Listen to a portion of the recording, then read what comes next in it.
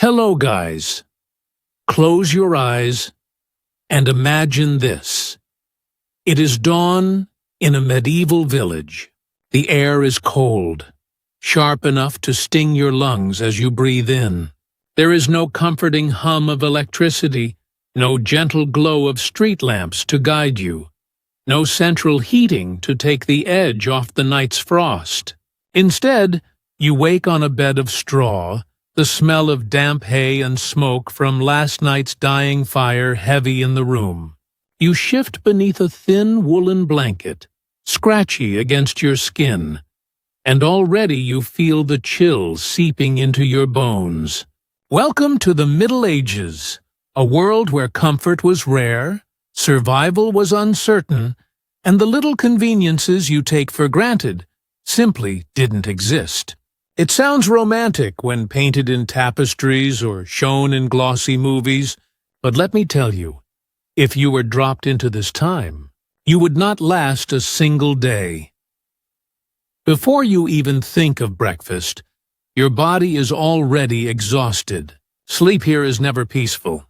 The houses are small, one-room huts for most people, with entire families crammed together under the same roof, often sharing the same bed. Privacy? That's not even a word anyone would understand.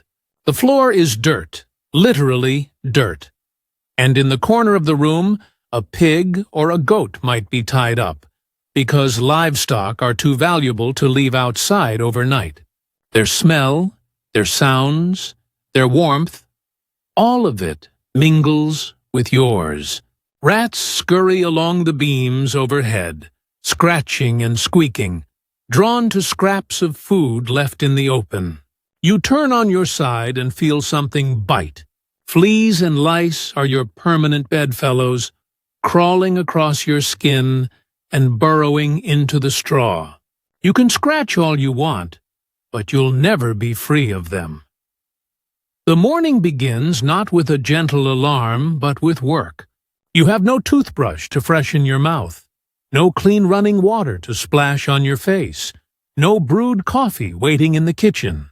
Instead, you drag yourself outside, pulling on the same coarse wool tunic you've worn every day for months, patched and faded. Washing clothes is a rare task, and bathing your body is even rarer, once a month if you're lucky, once a year for many.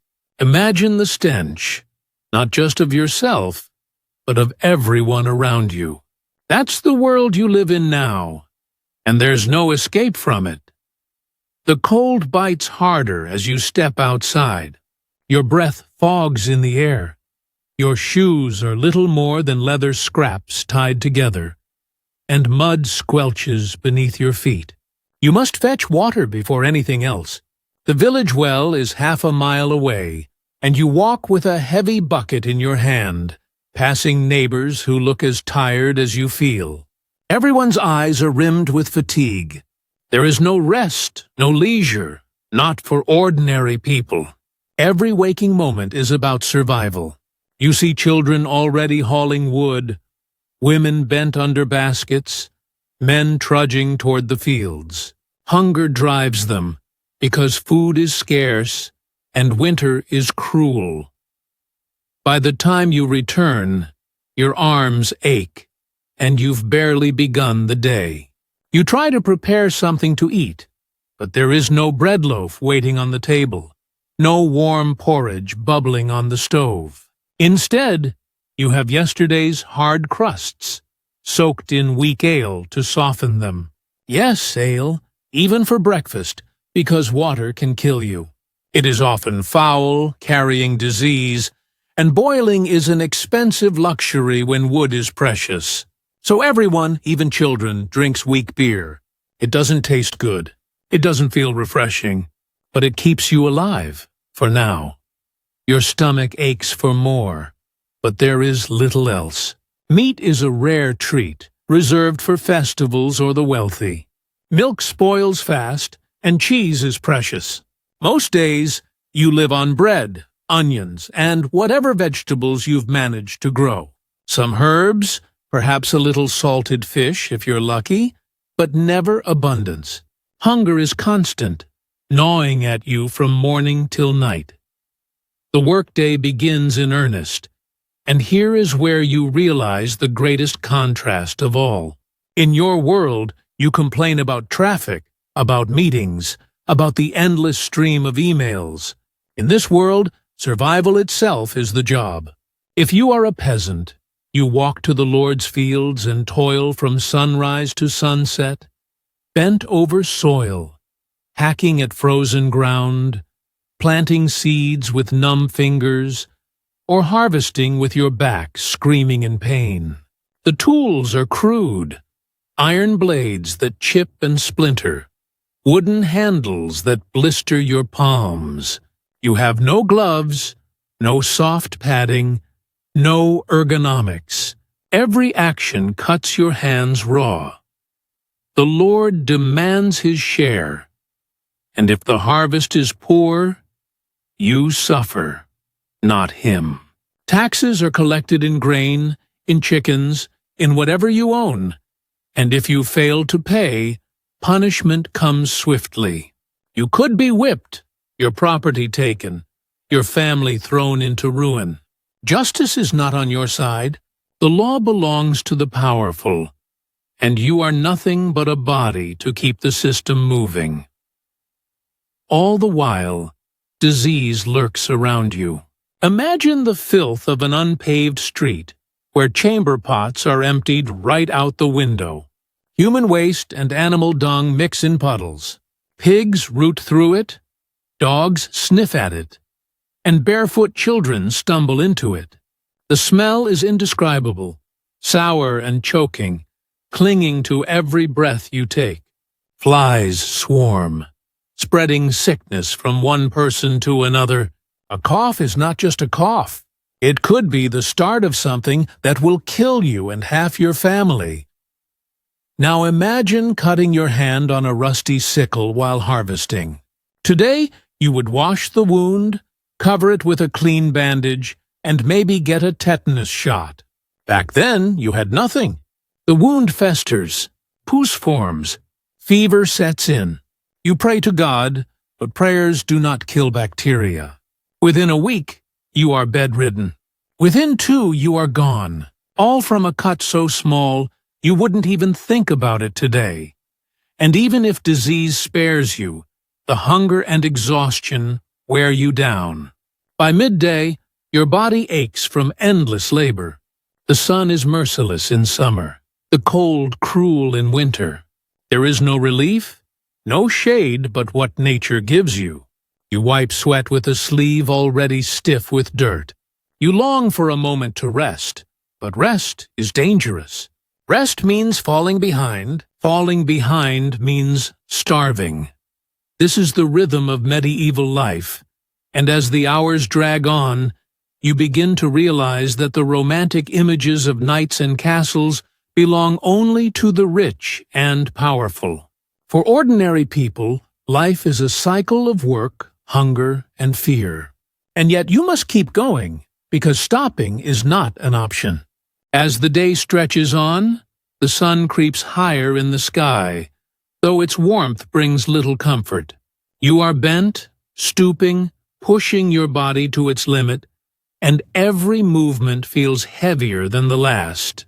In your modern world, you measure time in minutes, with watches and phones. Here, time is measured in bells, in shadows, in the aching pull of your muscles. The hours are long, and every one of them drags you deeper into exhaustion. You glance around and notice how thin everyone looks.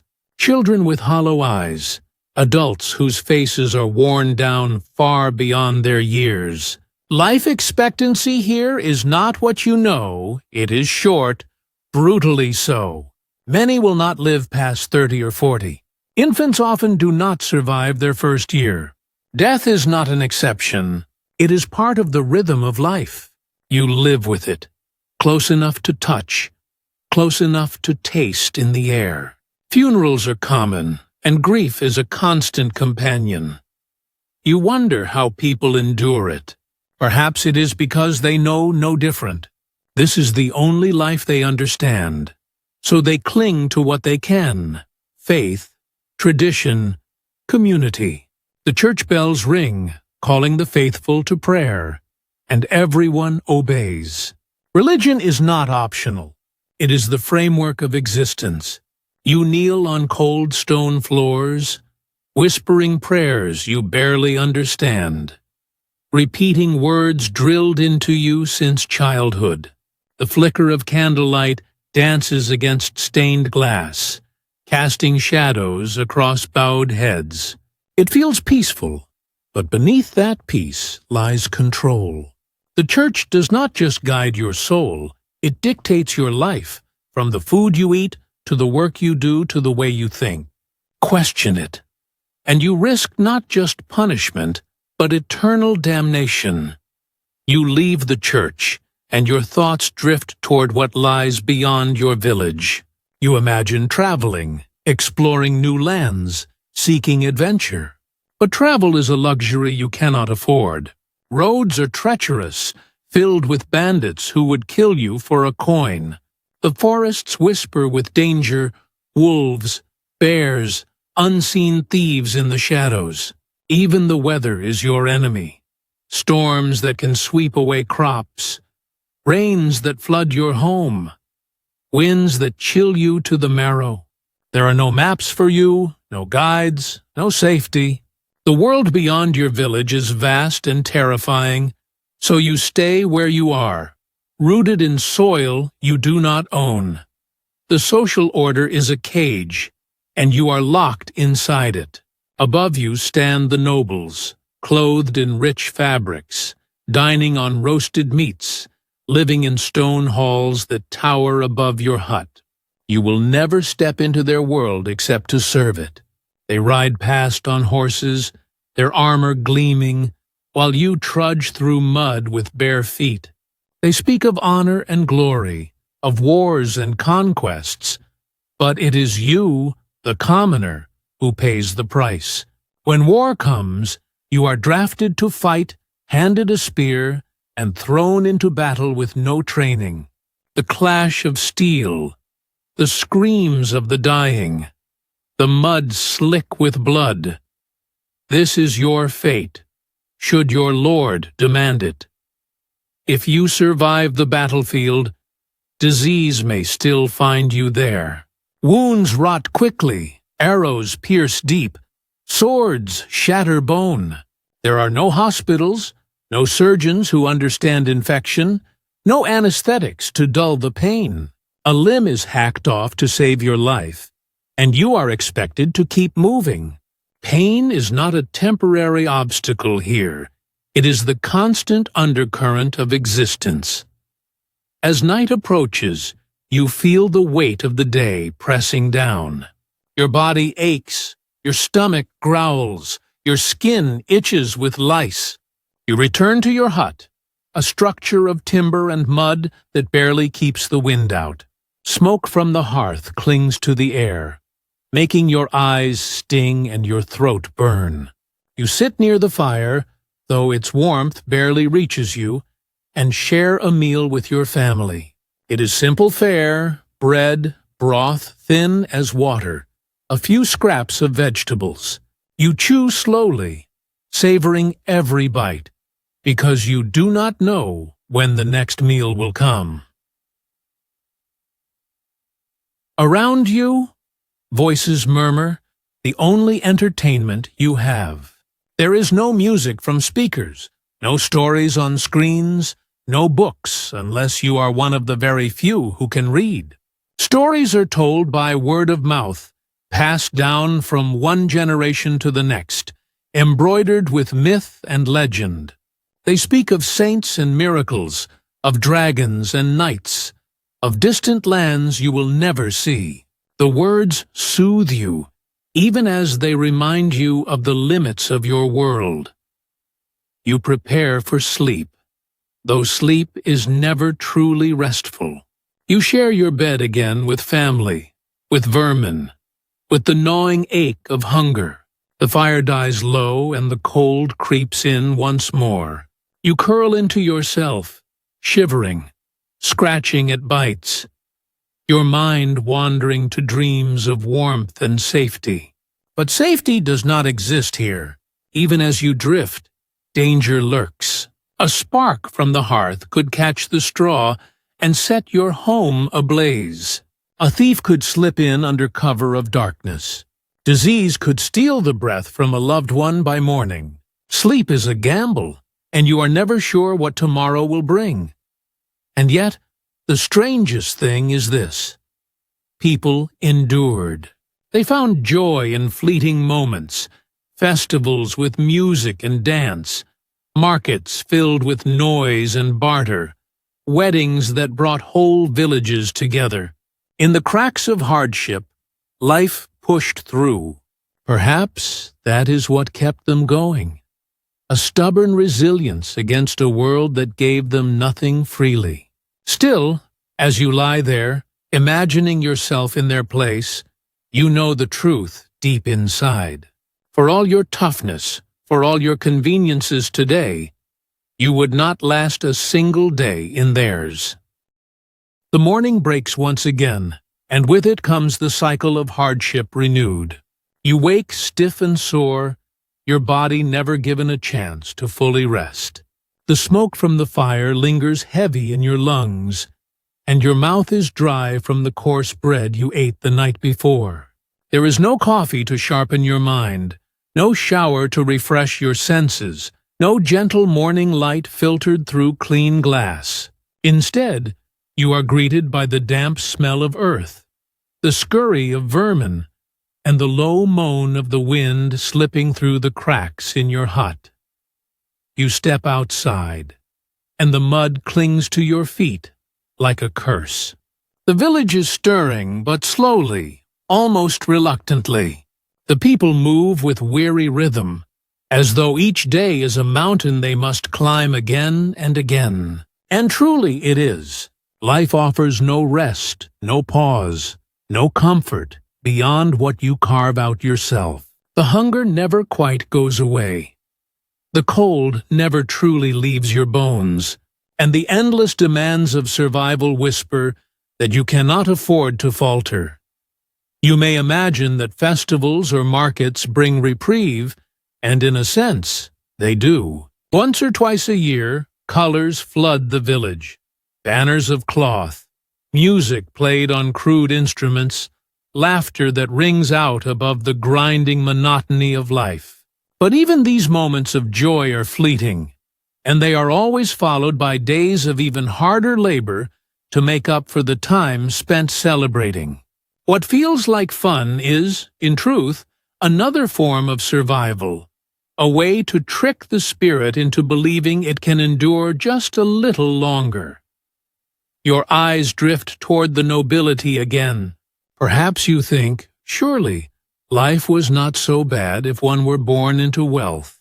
Yet even within the stone walls of castles, life carried its own torment. The air was cold, always cold, no matter how many fires were lit.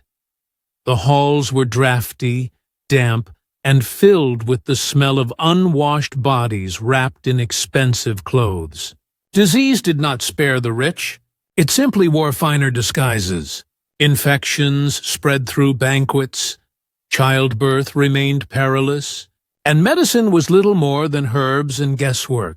Even for the privileged, if you were unlucky enough to be accused of a crime, you would discover another layer of medieval terror. Justice was not swift, nor was it fair. Trials by ordeal, plunging your hand into boiling water, walking across hot coals, were seen as divine judgment.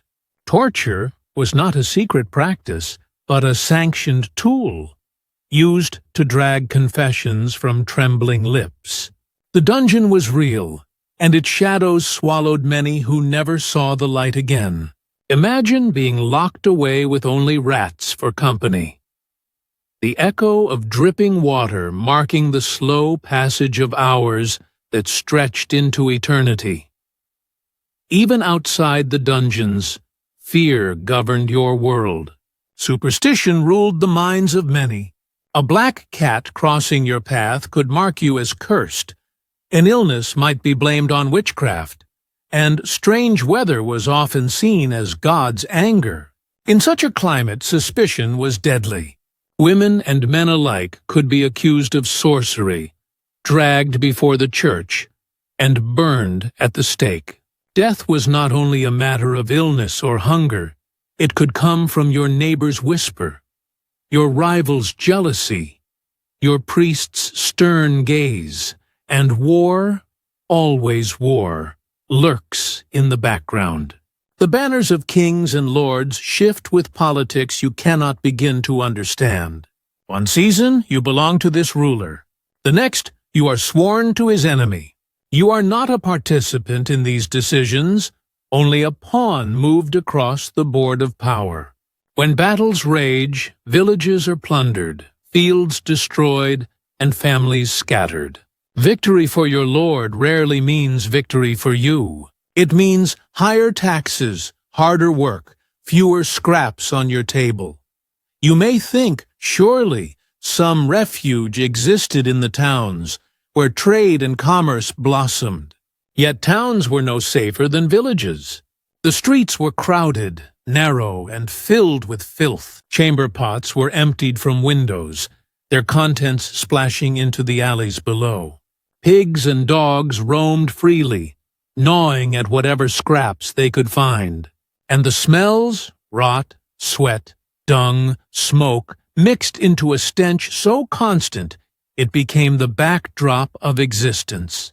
To breathe was to inhale disease, and in such places the plague spread like wildfire, reducing entire communities to silence and ash. Through it all, you realize just how fragile existence truly was. One bad harvest, one fever, one unlucky encounter, and your life could be snuffed out. No safety net, no hospitals, no emergency numbers to call. Just the harsh truth of a world that asked everything of you and gave nothing back in return. Yet, despite this, people laughed. They married. They sang. They carved moments of tenderness into the rough wood of their days.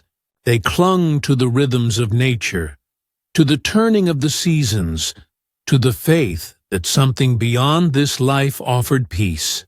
That is the paradox of the medieval world. It was brutal, unforgiving, and often unreal.